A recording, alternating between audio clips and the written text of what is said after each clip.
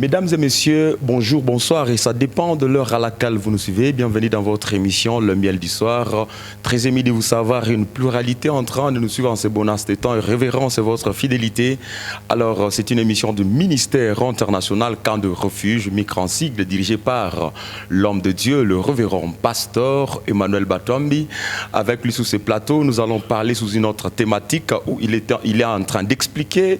Vous allez vous rappeler qu'autrefois, il était toujours en train de parler dans ces grands thèmes qui fait couler beaucoup d'encre et des salives, mais il est là en train de l'expliquer au moyen de la parole de Dieu. Le ministère international Camp de Refuge, nous sommes dans la République démocratique du Congo, à Lubumbashi, et plus précisément au Belero Philaos. N'hésitez pas à vous abonner sur notre chaîne YouTube, tapez ministère international Camp de Refuge et là vous aurez toutes ces prédications.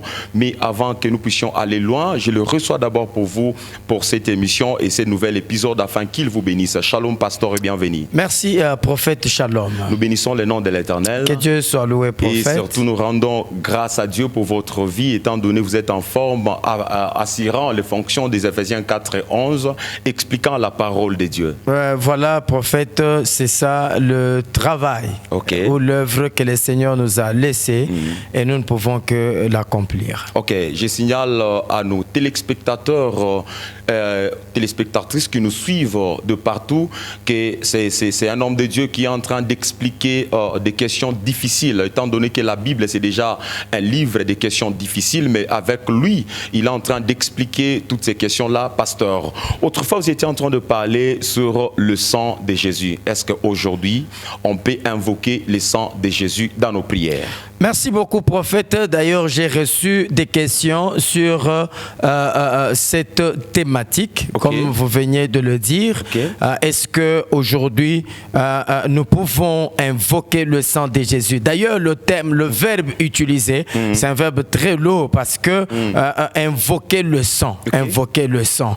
En fait, on peut dire qu'on demande à Dieu ou on invoque Dieu pour nous donner ou nous envoyer et non pas invoquer le sang, parce qu'on ne peut pas invoquer le sang, prophète. Ça, c'est la première des choses. Et la deuxième des choses, aujourd'hui, nous, en fait, après avoir accepté Jésus comme Seigneur et Sauveur, pour tout celui qui est chrétien, tu es enfant de Dieu, tu es né de nouveau, tu as été baptisé, tu es rempli du Saint-Esprit, tu connais, tu as la connaissance de la parole de Dieu, tu ne peux pas, prophète, invoquer le sang de Jésus, surtout lorsque c'est pour se sanctifier ou se purifier, parce que normalement il y a deux gens qui croient que lorsque on a péché, lorsque on s'est souillé, pour se sanctifier, nous avons besoin d'invoquer le sang de Jésus. Non, prophète, ça, ce sont des erreurs que nous devons éviter. Et j'avais dit la fois passée que c'est devenu, parce que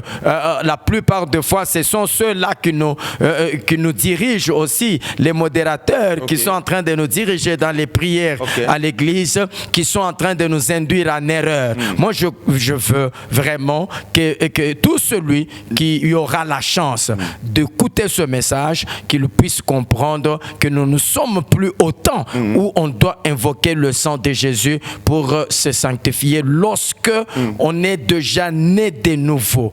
Lorsqu'on est né de nouveau, on n'a plus besoin du sang de Jésus pour nous sanctifier. Et je crois que tout au long de l'émission d'aujourd'hui, je serai en train d'ajouter certaines autres écritures afin de soutenir ce que je suis en train de déclarer. Très bien. Alors, vous avez compris, mesdames et messieurs, que c'est avec l'homme de Dieu. Il est en train d'expliquer seulement le sang. Aujourd'hui, nous voyons dans des prières, surtout le modérateur, invoquons le sang. Oh, tobengana no makila na nzambe, tuite damu ya Yesu tutaka. Si tutaka, c'est parce que, en tout cas, ni pas kayo. Ni pas kadamu ya Yesu.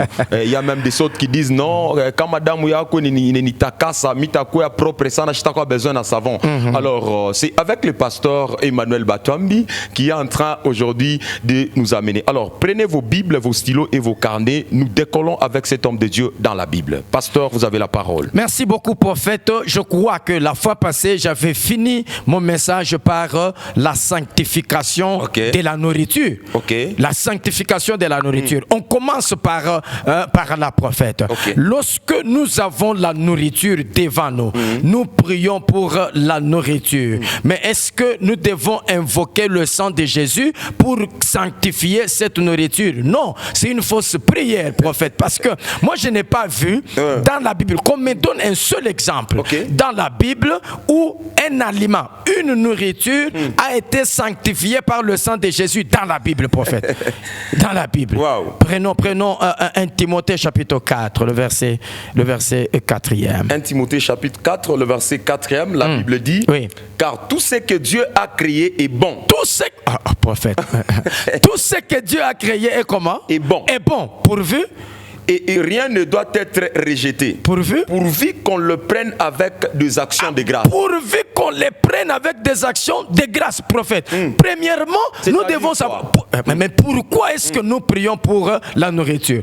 La raison de prier pour la nourriture. Mais sanctifier la nourriture. Oui, sanctifier la nourriture. Mais la plus grande raison, c'est aussi de prendre ça avec action de grâce, parce que nous devons, nous devons dire merci. Mais les Écritures. Nous devons dire merci à celui qui nous a donné cette opportunité de consommer cette nourriture que nous voyons devant nous. Ça veut dire prendre ça avec action de grâce, c'est bénir le Seigneur. Dire merci à Dieu. C'est pour cette raison, prophète, même Jésus lui-même, avant de donner le pain aux gens ainsi que les poissons, la Bible dit il a rendu grâce. Il a regardé au ciel et après avoir rendu grâce, il a donné. Il a dit partager. Vous voyez? Donc il a rendu grâce. Il n'a pas invoqué les sangs. Mais aussi le verbe là, invoquer vraiment. Vous comprenez qu'on doit invoquer, on n'invoque que la divinité. Prophète, on invoque des esprits. Oui, on invoque des esprits. Mais pasteur, il y a quelqu'un qui peut sûrement se poser la question. Étant donné, vous dites que le sang, c'est quelque chose qui est aussi spirituel. Alors quand quelqu'un prie le sang, c'est pas dire que c'est quelque chose qui va venir, par exemple, sanctifier la nourriture. Comme le foufou étant blanc, est-ce que... Il deviendra rouge. Prophète, mais il faut dire que c'est quelque chose qui est spirituel, pasteur. Très bien. C'est quelque chose qui est spirituel. Continuez l'écriture. Parce que tout est sanctifié. Là, c'est quel verset, prophète? Le verset 5. C'est toujours 1 Timothée 4. Maintenant, le 5e verset. Qu'est-ce que le 5e verset dit? La Bible dit, parce que tout est sanctifié par la parole de Dieu et par la prière. Très bien. Tout est sanctifié par quoi? Par la parole de Dieu et par la prière, prophète. Donc là-bas, nous avons deux choses qui sanctifient. Deux choses qui sanctifient. Et la Bible dit tout. Tout est sanctifié. La totalité. Oui, la totalité. Prophète, on peut aujourd'hui, parce que nous sommes en Afrique, c'est vrai, nous croyons, il y a deux choses par lesquelles quelqu'un peut te donner son vêtement, quelqu'un peut te donner sa chemise, son pantalon, sa veste, il te donne ça. C'est un don. Oui, c'est un don. Peut-être que c'est quelque chose qu'il a déjà porté. Il a déjà utilisé ça sur son corps. Je peux sanctifier ça. Je n'ai pas besoin du sang de Jésus pour tremper ça. Hein, prophète? Le sang de Jésus, c'est pas le javel. J'ai pas besoin du sang de Jésus pour tremper ça, pour dire voilà que les démons qui étaient là puissent partir. Non, prophète, je prie. Je prie. C'est la prière là que je fais qui va sanctifier ce que je veux mettre. Vous comprenez, prophète? C'est ainsi que la Bible dit tout est sanctifié par la parole et par la prière. Est-ce que nous pouvons montrer comment est-ce que tout est sanctifié par la parole? Nous pouvons montrer? On peut démontrer, pasteur. Merci, prophète. Tout est sanctifié par la parole. Parce que après avoir accepté Jésus comme Seigneur et Sauveur, nous avons maintenant, nous sommes sanctifiés. Le sang de Jésus nous sanctifie, prophète. Lisez-moi un peu Hébreux chapitre 7, le verset 27. Hébreux chapitre 7, le verset 27. Oui, prophète. La Bible dit qui n'a pas besoin. Est-ce qu'on peut rentrer un peu en arrière? Verset 26. Il nous convenait, en effet, d'avoir un souverain sacrificateur. Un souverain sacrificateur. Comme lui. Comme lui qui? Jésus. Jésus. Saint. Innocent. Sans tache. Séparé des péchés. Et plus élevé que le ciel. qui n'a pas besoin. Donc les sacrificateurs qui n'a pas besoin de quoi? Qui n'a pas besoin, comme les souverains sacrificateurs, de l'ancienne alliance, d'offrir chaque jour des sacrifices, d'abord par ses propres péchés, ensuite pour ceux du peuple, car ceci il a fait une fois pour toutes en s'offrant lui-même. Il a fait combien de fois? Une seule fois pour toutes. Prophète ici, dans l'ancienne alliance, parce que c'était le temps où les bêtes, le sang des bêtes était utilisé pour la sanctification. C'est ainsi que chaque année, le souverain sacrificateur, premièrement, il offre des sacrifices pour ses propres péchés. C'est pourquoi la Bible dit ici, mais lui, il n'a pas eu besoin de sacrifices parce qu'il était saint, il était innocent, il était sans tache. J'aime toutes ces trois qualifications qu'on donne. Il était saint, il était innocent, il était sans tache. Et maintenant, c'est lui, il amène son sang. Quand il amène son sang, il le verse une fois pour toutes, il nous sanctifie. Il nous sanctifie. Prophète, on peut maintenant bouger un peu. Allons au chapitre 10, le verset 10. Hébreux. Oui, toujours. Hébreux chapitre 10, le verset 10. Oui. La Bible dit, c'est en vertu de cette volonté que nous sommes sanctifiés. Par l'offrande du corps de Jésus-Christ une fois pour toutes. Une fois pour toutes, nous sommes comment? Sanctifiés. Par quoi? Par l'offrande de Jésus-Christ une fois pour toutes. Ah, prophète. Ça signifie quoi? Cela veut dire que quand Jésus est allé à la croix, il a versé son sang. Le sang que Jésus a versé à la croix, ce sang-là a coulé une fois. Comprenez, prophète? Ça n'a pas coulé 2, 3, 4, 5 fois. Non. C'est un sang qui a coulé une fois. En coulant une fois, le sang là a sanctifié les péchés aussi une fois pour toutes.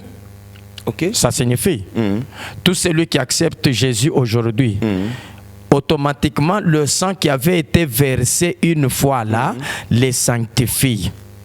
Aussi une fois pour toutes. Même s'il lui arrivait de tomber dans le péché, le sang l'a déjà sanctifié une seule fois pour toutes. Quand maintenant il pêche, il doit pratiquer 1 Jean chapitre 1er, le verset 9, prophète. Je crois la confession. Oui, allez-y.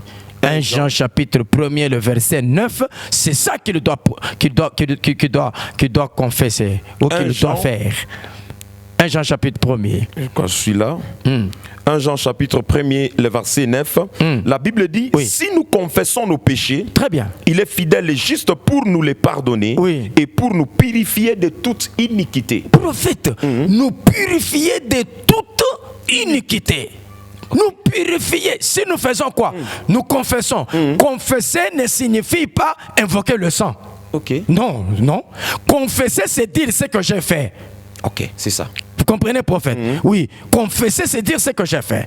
C'est ainsi que, parce que la Bible dit, je crois, en Proverbe, Proverbe chapitre 27, non, 13, le verset 27, si je ne me trompe pas, ou ça doit être vice-versa. Essayez un peu avec 13, 27. 13, 28. Chapitre 28. Chapitre 28. Verset 13. Le verset 13. La Bible dit, celui qui cache ses transgressions ne prospère point. Celui qui cache ses transgressions ne prospère point. Mais celui qui les avoue, et les délaisse obtient miséricorde. Waouh! Prophète. Donc, celui qui confesse. Et maintenant, 1 Jean nous dit ceci. Si nous confessons nos péchés, il est juste et fidèle pour nous les pardonner et puis nous purifier de toute iniquité. C'est ça, la purification, ce terme-là, purification, prophète, purification. Aujourd'hui, nous sommes purifiés par la parole de Dieu, parce que quand on est purifié, on devient pur. Jean chapitre 3, le verset, non, chapitre 15, Jean chapitre 15, le verset 3e. Jean chapitre 15, le verset 3e. Oui. La Bible dit, déjà vous êtes pire. Mais qui parle? Ici, c'est Jésus. Lui-même. Il dit déjà, vous êtes comment? Pire. C'est que vous êtes purifiés. Donc, vous avez connu la purification. Parce que ici, la Bible dit, si nous confessons, il est juste et fidèle pour nous pardonner et nous purifier de toute iniquité. Maintenant, lui dit maintenant, déjà vous êtes purs. Ça veut dire qu'il y a eu la purification. Par quel moyen? À cause de la parole que je vous ai annoncée. À cause de la parole que je vous ai annoncée, prophète. Je crois que c'est professeur de l'université qui m'a appelé la fois passée. Il trouve ici la réponse à sa question. Déjà, vous êtes purs par les paroles que je vous ai annoncées. Wow. Vous comprenez, prophète? Donc maintenant, c'est la parole qui sanctifie. C'est la parole qui purifie. C'est la parole qui purifie. Est-ce que nous pouvons consulter encore la prière sacerdotale? Jean chapitre 17, parce que c'est là qu'il y a... Jean chapitre 17, tous les chapitres là-bas parlent de la prière sacerdotale, n'est-ce pas? C'est la prière que Jésus est en train de faire. Il est en train de dire au revoir aux disciples et il est en train de prier pour eux. Nous pouvons prendre le verset 17e. Jean chapitre 17, le verset 17. Oui, on peut reculer un peu pour une bonne compréhension. Le verset 16. Oui. Ils ne sont pas du monde. Ils ne sont pas du monde, comme moi je ne suis pas. Comme moi je ne suis pas du monde. Vous comprenez, prophète? Donc eux, ils ne sont pas du monde, parce que moi non plus je ne suis pas du monde. Sanctifie-les par ta vérité. Oui. Ta parole est la vérité. Mais prophète, c'est clair. C'est clair. Sanctifie-les avec mon sang. Non, c'est pas ça. Qu'ils invoquent le sang lorsqu'ils voudront se sanctifier. Même c'est modérateur qui est en train de nous... Il doit changer lui aussi. Il doit changer. Donc on peut reformuler une prière en disant Seigneur, sanctifie-moi par ta parole. Non. Seigneur, sanctifie-moi. Sanctifie-moi. Oui. Je demande, Seigneur, mais c'est ça, j'ai péché. Parce que nous sommes purifiés, sanctifiés par la prière et par la parole. Prophète, regarde, la prière nous sanctifie lorsque nous confessons. C'est la prière qui nous sanctifie. Vous comprenez? Parce que celui qui passe aussi du temps dans la prière avec Dieu, sa nature doit changer, prophète. Amen. Sa nature doit changer. J'aime un bien-aimé qui dit souvent, lorsque vous êtes en contact avec le poisson, vous aurez l'odeur de poisson. Mais quand vous passez aussi du temps dans la prière, mais vous aurez l'odeur de Dieu, prophète. Vous aurez l'odeur de Dieu. Vous comprenez? C'est ainsi que la prière nous sanctifie. Mais maintenant, la parole de Dieu nous purifie quand nous l'écoutons.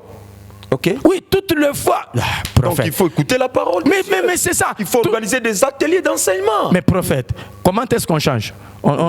Tu peux gagner quelqu'un aujourd'hui, il est polygame, il a 10 femmes. Tu ne vas pas lui dire abandonne 9 et reste avec une femme. Non, tu les laisses. Mais c'est en écoutant. C'est en écoutant que lui comprendra.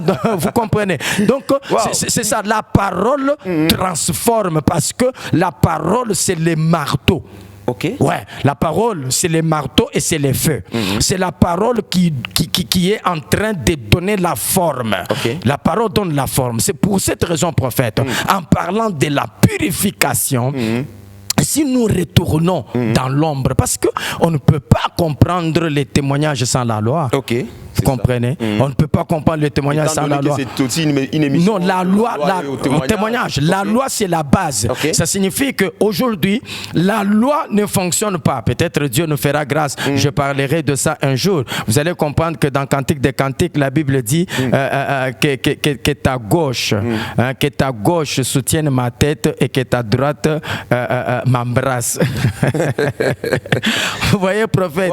Donc, il y a une main qui est immobile et une autre qui est mobile, qui est en train de travailler. Vous voyez, prophète? C'est encore un mystère que nous ouvrirons un jour. C'est pour dire qu'aujourd'hui, la loi dans l'église, elle ne fonctionne pas, mais c'est la grâce qui est en train de fonctionner. Mais la loi est quand même là comme étant la base. La loi est là comme la base. Ça signifie que pour parler de certaines choses, vous allez voir que l'apôtre Pierre, quand on dit, mais voilà, ces gens sont ivres, ils ont pris du vin. Lui, il veut expliquer maintenant le Saint-Esprit. Il dit non, ce n'est pas ça. Joël avait dit. Quand il parle de Joël, c'est la loi. Il regarde en arrière. Voilà. Paul veut parler, il veut parler de résurrection de Christ. Il prend l'écriture de David qui dit non, tu ne laisseras pas, tu ne laisseras pas ton sein connaître la corruption. Vous voyez. Donc c'est ça, on doit recourir à la loi. Recourons à la loi. Très bien. Psaume chapitre 51. Psaume chapitre 51, le verset premier. Le verset premier. La Bible dit, au chef des chantres, psaume de David, lorsque Nathan, le prophète, vint à lui, après que David fit aller vers Bathsheba.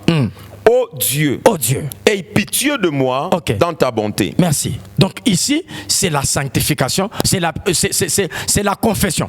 Il est en train de demander pardon à Dieu. Il a besoin de la purification, la sanctification, prophète. Alors, regardez maintenant, prophète. Prenons le verset 7. Le verset 7. Oui. La Bible dit, voici, je suis né dans l'iniquité et ma mère m'a conçu dans le péché. Je suis né dans l'iniquité et ma mère m'a conçu dans quoi? Dans le péché. Dans le péché, ok? Mais tu veux que la vérité soit au fond du cœur. Fais donc pénétrer la sagesse au-dedans de moi. Ok. Purifie-moi avec l'hysope. Ah, très bien. Et je serai pur. Ah, ok. Je pense que c'est là où il y a les problèmes. C'est là où il y a... Mais c'est ça. C'est là qu'il y a le problème. Purifie-moi avec quoi, prophète? L'hysope. L'hysope. Ok. Et je serai pur. Et je serai pur.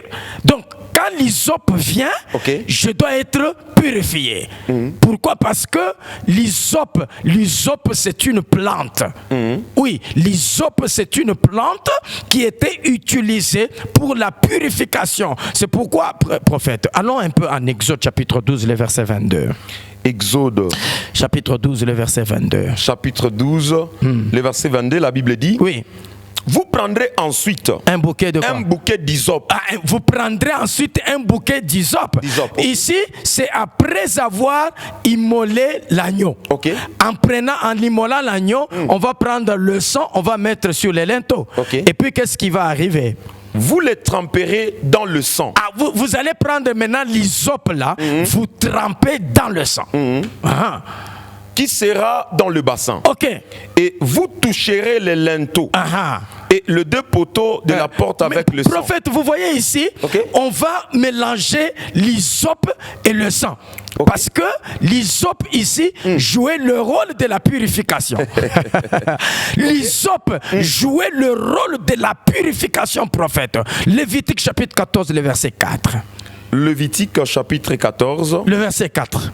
Le verset 4, la Bible dit, les sacrificateurs ordonnera que l'on prenne pour celui qui doit être purifié, 2 oiseaux vivants et pires, du bois de cèdre, du cramoisi et de l'hysope.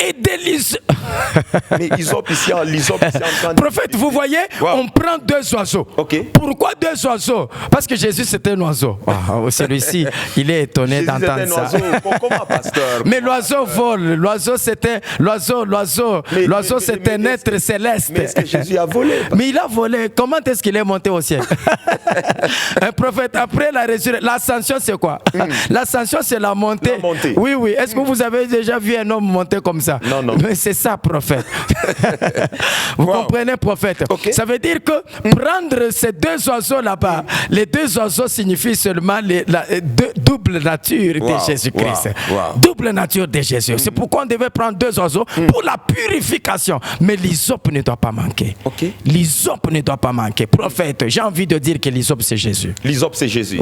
Mais démontrer cela, pasteur. Ésaïe chapitre 53. C'est ça le bien fondé de cette émission, étant donné que nous sommes toujours... Nous voyageons dans les Écritures. Merci. Ésaïe chapitre 53. Vous allez comprendre que l'hysope, parce que prophète, l'hysope, c'est une plante qui est comment? Elle est différente du cèdre des Liban. Quand on parle du cèdre des Liban, on voit un arbre qui est élevé. C'est déjà l'image de l'orgueil. Mais l'hysope, c'est une plante qui est tendre. Vous voyez, c'est une plante qui est tendre, qui sort dans les murs. qui sort dans les murs. Okay. Vous voyez, prophète. Mais maintenant, cette plante tendre, plante tendre, c'est elle maintenant qui était utilisée pour la purification. C'est pour cette raison, maintenant, nous consultons Ésaïe, il doit nous dire cette plante-là. Ésaïe 53, le verset 2. Ésaïe 53, le verset 2. Oui. La Bible dit, il s'est élevé devant lui comme une faible plante. Prophète, vous comprenez? Oh, mon Dieu. Il s'est élevé comme une faible plante. Déjà, ici, c'est l'hysope. Mais c'est lui. Oh là là, oh là là. Ici, la faible plante là-bas, c'est Jésus comme l'hysope. Parce que quand Jésus vient, Jean-Baptiste dit, voici l'agneau qui ôte les péchés. Il ôte les péchés parce que l'hysope sanctifie. L'hysope purifié. Mais prophète, celui qui a Jésus. Mais écoutez, Jean chapitre 1er, le verset 14. Jean chapitre 1er, oui. Le verset 14. Oui. La Bible dit, et la parole a été faite chair. Très bien. Et puis, et elle a habité parmi nous. Pleine de quoi? Pleine de grâce. Mais c'est ça, prophète. Et de vérité. Vous comprenez que ici, Jésus, c'est la parole qui a été faite chair. Ah, mais si Jésus est la parole, quand j'ai Jésus, si je pêche, mais écoutez, prophète, mais si j'ai déjà Jésus, parce que la vie est dans le sang. La vie est dans le sang. Or, celui qui a le Fils a la vie. Mais le Fils, c'est Jésus. Si j'ai déjà Jésus, j'ai la vie.